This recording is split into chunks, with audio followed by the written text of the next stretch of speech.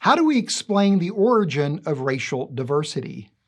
When people find out that I hold to a biblical perspective on the origin of humanity, they want to know, how do I explain the origin of racial diversity around the world? The implication being that the biblical account of human origins simply cannot adequately explain the origin of regional differences in humans around the world.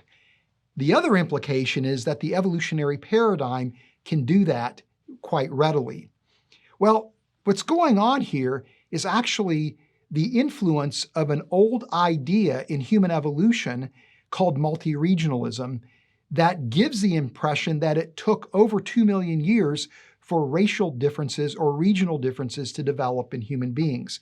According to this model, humans began about 2 million years ago in a primitive form in Africa, and that group began to migrate out of Africa into Asia and Australia and into Europe. And as a result, in these different parts of the world, each of these populations evolved from a primitive form to a modern form independently, and as a result, regional differences or racial differences emerge in humanity. The implication, again, is that regional differences took about 2 million years to develop. Now, the biblical text doesn't tell us actually when racial differences in human beings emerged. Many people would argue that this happened when humans were scattered after the Tower of Babel, where God confounded their language, and as a result of this, humans could no longer unite as a single group, and in doing so, challenge God's authority. So as humans began to separate from one another because their languages were confounded, the idea here is that racial diversity must have originated at that time, either through God's direct supernatural intervention or just simply through natural processes, microevolutionary processes.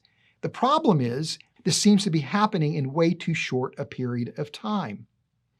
But the resolution to this problem comes from a more recent model for the origin of humanity called the Out of Africa model, which says that human beings originated relatively recently, somewhere between 100 and 150,000 years ago, not in different regions around the world, but in a single location, most likely in East Africa, which is very close to where we think the Garden of Eden would have been. And that humanity, as a very small group of people, began to migrate around the world through the Middle East, into Asia, into Europe, from Asia into Australia, and ultimately into the Americas. And so that pattern of migration fits what we see in the scattering of humanity in Genesis 10.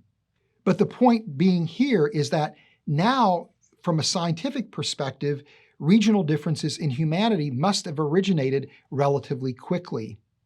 And because of that, scientists have paid recently quite a bit of attention to the mechanisms for how regional differences could emerge, and have discovered that microevolutionary mechanisms like natural selection, sexual selection, and genetic drift operating on small migrating populations can account for regional differences in humanity, where these regional differences would originate in relatively short order, in really just a handful of generations.